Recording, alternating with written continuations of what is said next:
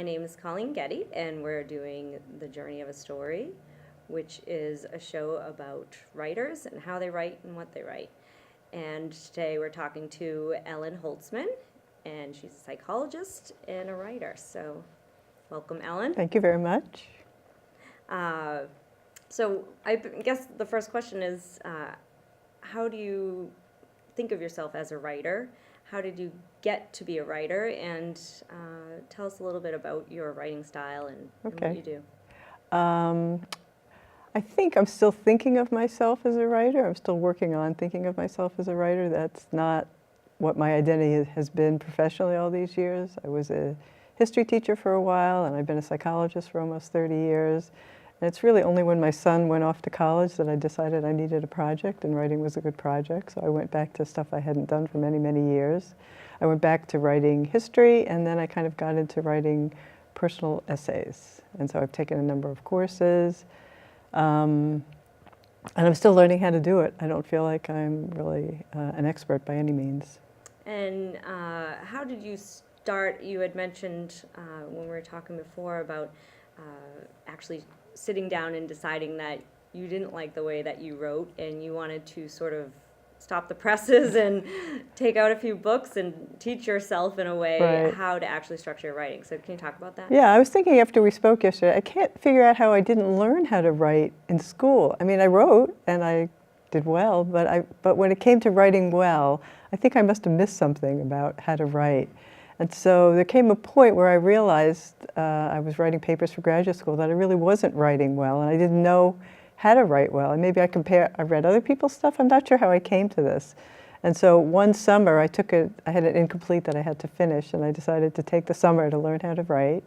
And so I got Elements of Style, E.B. White, and I got a grammar book, and I sat down with both of them and wrote a paper and then rewrote it several times and went back to the books to try and figure out how do I change it from the passive voice to the active voice. How do I do correct pronunciation?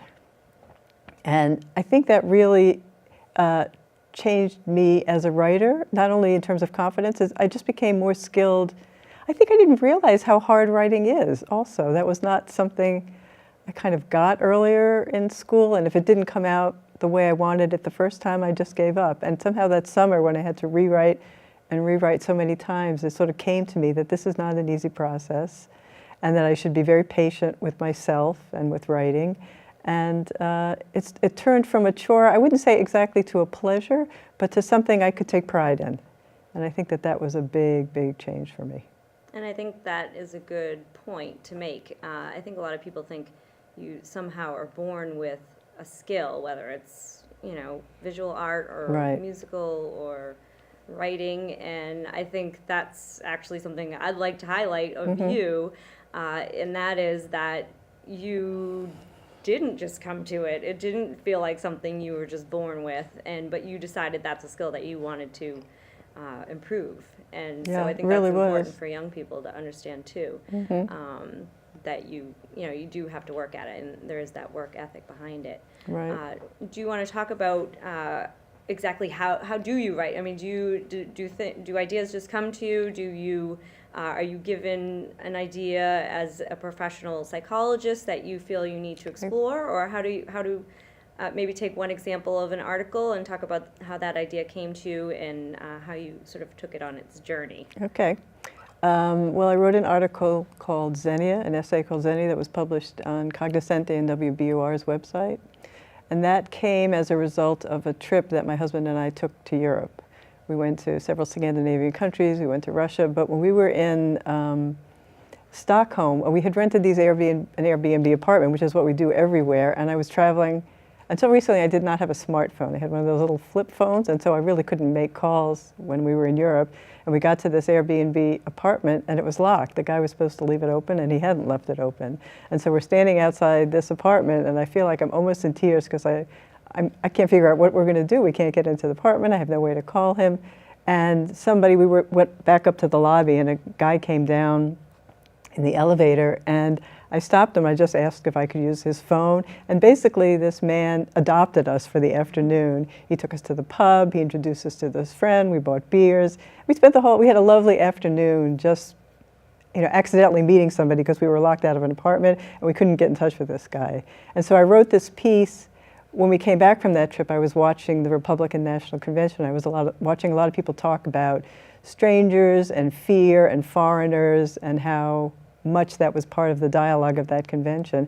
And I thought back to our experience of how kind this guy was and how much he took care of us, basically. He didn't know us, and how wonderful it is to be a traveler and meet people who are kind to you. And so I kind of tried to piece together stuff from another trip I had taken when I was in China and just explore the concept of xenia, which means hospitality to strangers. And when we travel, we find it everywhere. And I felt sort of saddened that that didn't seem to be quite as a concept in the American consciousness, I guess. Right, and I mean, and it's sort of a two-way street too. So you wouldn't have been opened up maybe to that kindness to strangers from the opposite side if you hadn't sort of left yourself vulnerable without a phone. Or, yes, that's right. Sort of just let almost almost your journey take you on whatever journey that's that right. was. So. It's interesting, and from your background in psychology, I'd like to ask you about what you think in terms of using writing to explore philosophy, like a philosophical, which is sort of what that is based on, whether that makes it into the actual story or not, but sort of to conquer fears, to even just to really go through your own thoughts by writing them down. Yeah. I think there's some people in the world that can think without writing, but I actually can't think unless I write. And so as I write, I learn what I think, and then I can incorporate it into an essay of some sort. And I think these personal essays in particular are sort of an interesting genre that I was not familiar with earlier on. It's not really fiction. It's a story that has a bigger meaning. And so you kind of create something out of your own experience and link it to some other concept. So I've done that with, I wrote a piece about a patient that I treated with an anxiety disorder, because that's kind of a specialty of mine. And I explored a lot of psychological concepts along the way. What does it mean to try and do psychotherapy? What does it mean to be frustrated as a psychotherapist? What happens when the therapy's not working? So it's kind of a vehicle for thinking about a personal story and thinking about its bigger meaning at the same time. So it's nice. It's fun for me to read. I love reading this stuff, and it's also a nice way to kind of clarify my own thinking. And so when you're doing your writing, how does that take place? Do you do it in your office, at home?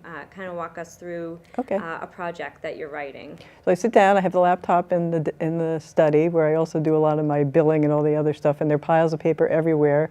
Many of these piles are drafts of things I have printed out over the months.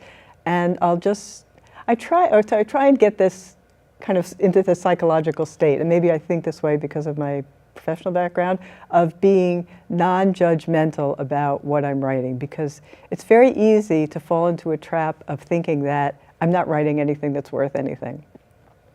And once I start down that road, I might as well throw my hands up, because then I can't think clearly. So I try and get into this thing of, it's sort of a disgusting way to think of it, but I think of it as verbal vomit. I just write whatever comes in my head, and I try and be completely non-judgmental about it, and I get it all on the laptop. And that's kind of the initial draft. And I think I go through that quite a bit, over and over and over again, just to get stuff out from my brain onto the page.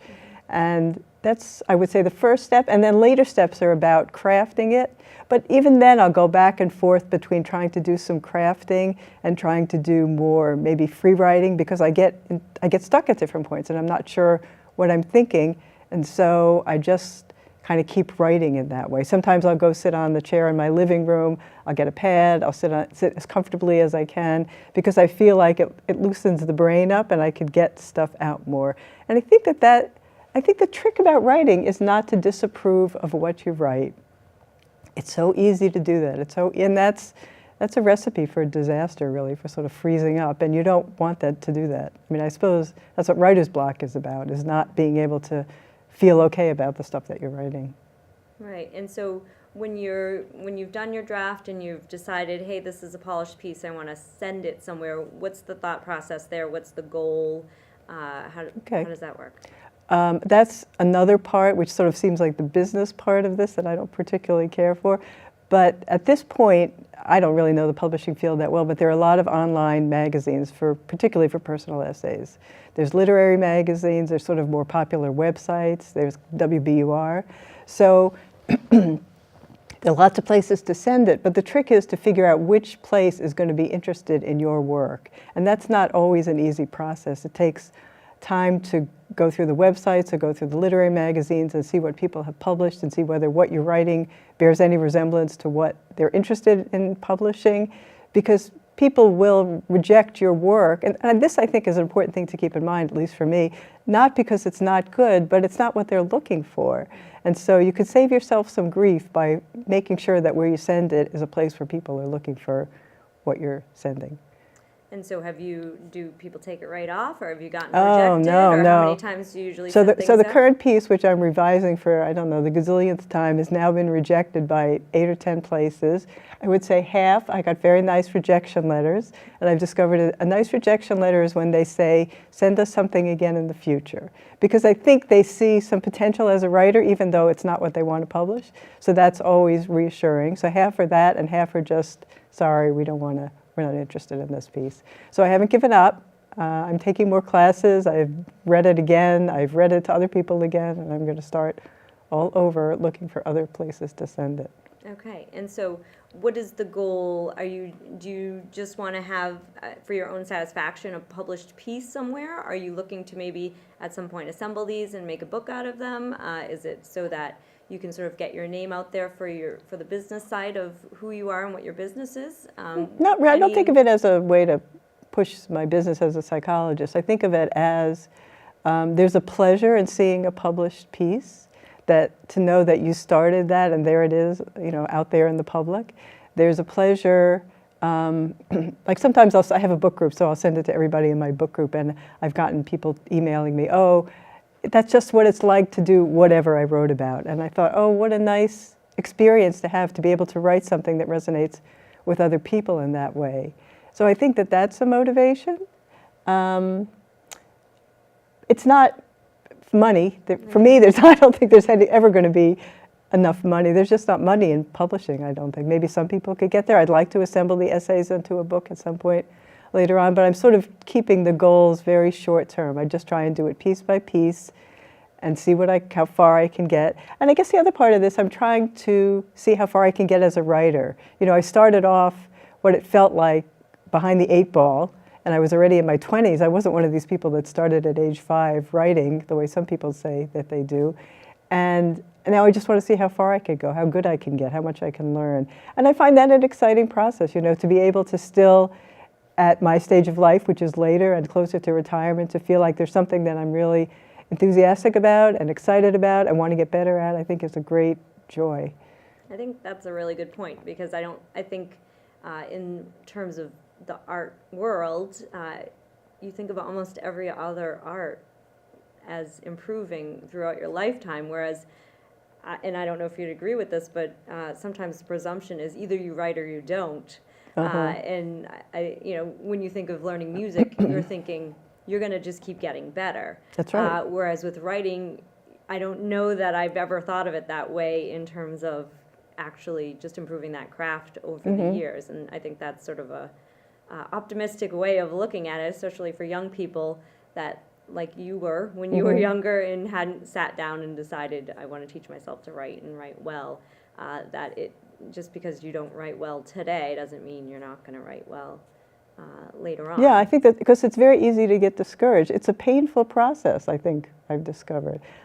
Not exactly sure where the pain comes from. I think it comes from self-doubt or how many times you have to do this to get it right. And it's just good to keep in mind that it's the effort that counts. It's not really the outcome, because you can't control that. You can't control if someone's going to like it or not like it, or you'll find a home for it or you won't find it. All you can control is that you work really hard at something and try and get better and try and improve. And I think that it's a fun way to live life, to work towards that. Right. And do you belong to a critique group, or do you bounce this off? You said you sent it to a book club? Well, my book club, I send it when it's actually published. Okay. My husband writes, as you know, and he's a very good reader, so he'll read it. I met a woman in a class that I took, and we meet every month, and she's a good reader. We exchange stuff. I take classes. You know, and that requires a kind of courage to be able to just, because when you're sending it to people, it's at a very rough state, and you have to trust that somebody's going to be okay and kind to you as you're learning how to do this. So I read it at the classes that I take.